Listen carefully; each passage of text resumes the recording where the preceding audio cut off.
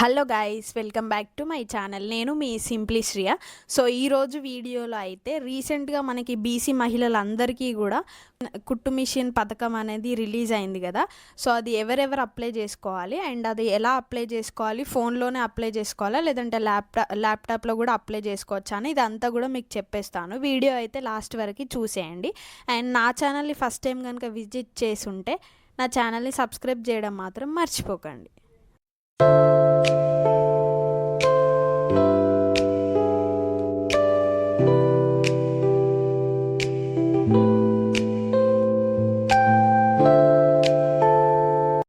ఉచిత పథకం అయితే ఓన్లీ బీసీ మహిళలకు మాత్రమే అన్నమాట.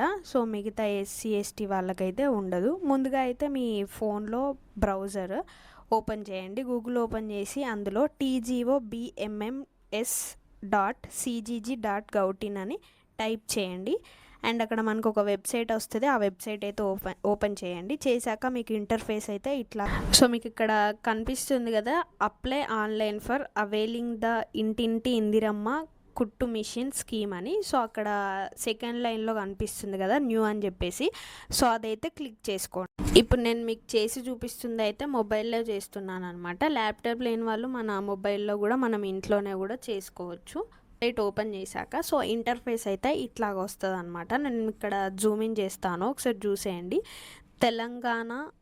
Telangana BC cooperative financial corporation ఇంటింటికి ఇందిరమ్మ కుట్టు మిషన్ అప్లికేషన్ ఫామ్ అని అయితే వస్తుంది.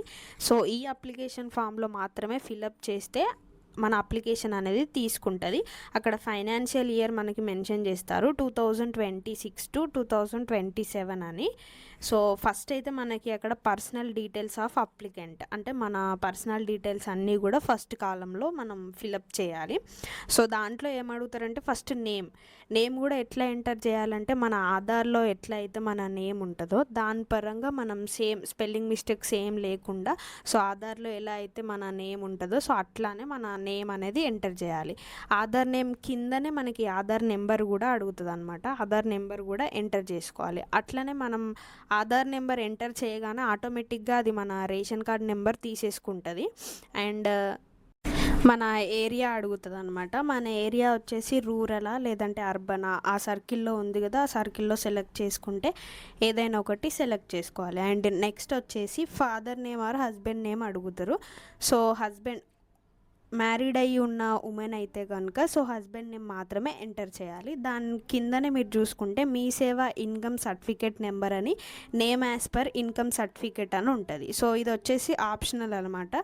ఫిల్ చేసుకుంటే ఫిల్ చేసుకోవచ్చు, లేదంటే లేదు, అది మన ఇష్టం అనమాట. నెక్స్ట్ దాని కిందనే మనం చూసుకుంటే డేట్ ఆఫ్ బర్త్ ఉంటుంది. డేట్ ఆఫ్ బర్త్ వచ్చేసి మనకి యాజ్ పర్ ఆధార్లో ఎలా అయితే ఉంటుందో అది సెలెక్ట్ చేసుకోవాలి. అండ్ నెక్స్ట్ యాన్యువల్ ఇన్కమ్ ఎంతో యాన్యువల్ ఇన్కమ్ కూడా ఎంటర్ చేయాలి. అండ్ నెక్స్ట్ జెండర్ అడుగుతుంది. అండ్ నెక్స్ట్ మన మార్షియల్ స్టేటస్ కేటగిరీలో అడుగుతుంది, మ్యారీడా అన్మ్యారీడా అని. సో అందులో అయితే టిక్ మార్క్ చేసుకోవాలి. నెక్స్ట్ అయితే మొబైల్ నెంబర్ అడుగుతుంది. సో మీ మొబైల్ నెంబర్ ఇవ్వండి అండ్ ఆల్టర్నేట్ మొబైల్ నెంబర్ కూడా అడుగుతుంది. సో 2 నెంబర్లు కూడా ఎంటర్ చేయండి. ఎందుకంటే ఇన్ కేస్ మీ నెంబర్ కనుక కలవకపోతే ఇంకొక ఆల్టర్నేట్ నెంబర్కైనా వాళ్ళు కాంటాక్ట్ అనేది అవుతారనమాట. సో కంపల్సరీగా ఆల్టర్నేట్ మొబైల్ మాత్రం ఎంటర్ చేయండి. అండ్ నెక్స్ట్ మీకు ఇక్కడ మెయిన్ ఇంపార్టెంట్ వచ్చేసి మీ సేవ క్యాస్ట్ సర్టిఫికేట్ నెంబర్ అని ఉంటుంది.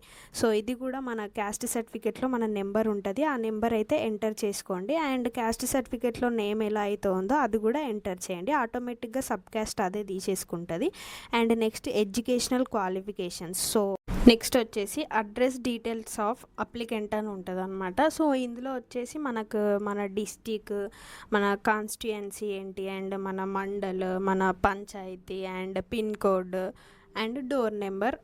అండ్ అడ్రస్ ఎలా ఉండాలంటే ఆధార్లో ఎలా అయితే మన అడ్రస్ మెన్షన్ చేసి ఉంటుందో సో అలానే అడ్రస్ కూడా ఇక్కడ మెన్షన్ చేయండి.